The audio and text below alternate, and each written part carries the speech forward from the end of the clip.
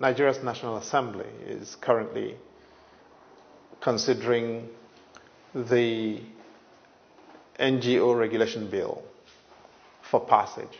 It has gone through the first reading, it's gone through second reading, it's now in committee stage, and later this month, the Committee on NGOs in the House of Representatives in Abuja will be holding a public hearing on the bill.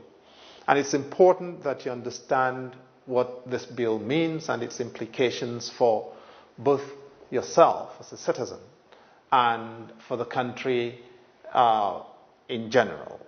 And let me be clear, this is the most dangerous piece of legislation that has come for consideration in the National Assembly since the return to civil rule in 1999.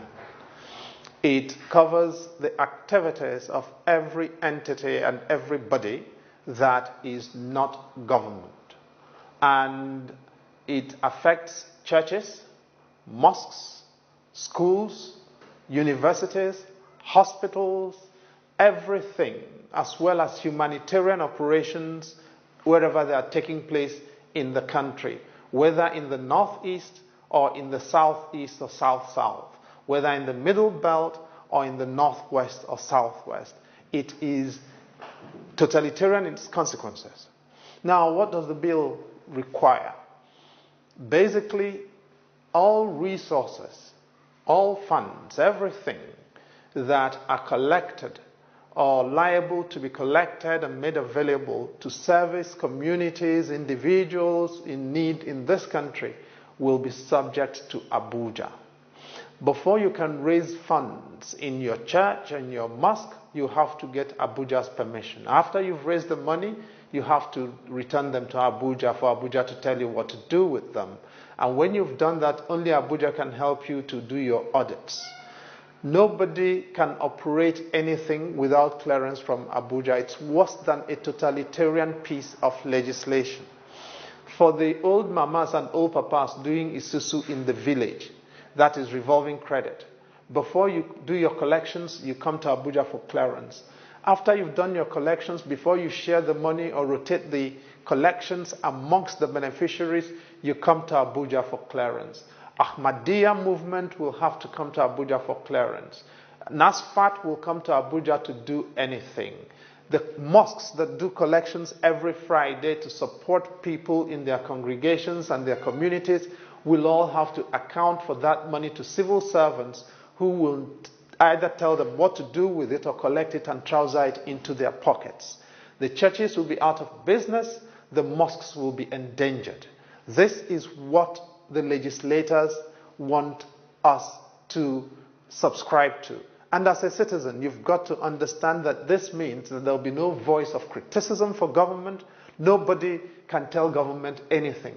What this body proposes to do, what government is proposing with this bill, is that after it has been passed, everybody organizing in Nigeria under any form, students, All Students Association, Reverend sisters in convents, Reverend fathers and pastors, wherever they may be, imams, alfas, and everybody, you will have to apply to Abuja for them to register you to operate.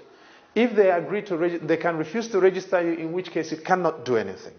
Now, if they agree to register you, however, you will have to only hold that license for 2 years. After those 2 years, you will have to apply for them to renew your license. If they agree at that time to renew your license, you can continue operating for another 2 years. If they don't agree, that license lapses. If you try to do anything without that license, you'll be liable to be imprisoned for 18 months. And if they are sympathetic and agree not to send you to jail, you may be let go with a fine of 500,000 naira.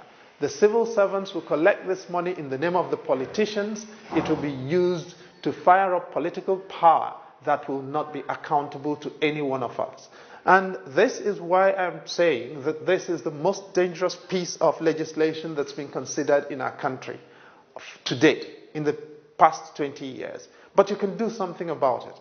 This does not have to be law. This will not be law if you agree that as the citizen, you are the boss. Contact your legislator at the state level, contact your legislator in Abuja, contact your senator, and your distinguished senator in your senatorial zone, and tell them this will not happen. This is your country too. And unless you fight for it, these people are going to destroy it, not just for you, but for your children and for your grandchildren. And that they don't have a mandate to do. My name is Chidi Anselm Odinkalo. I'm a Nigerian citizen.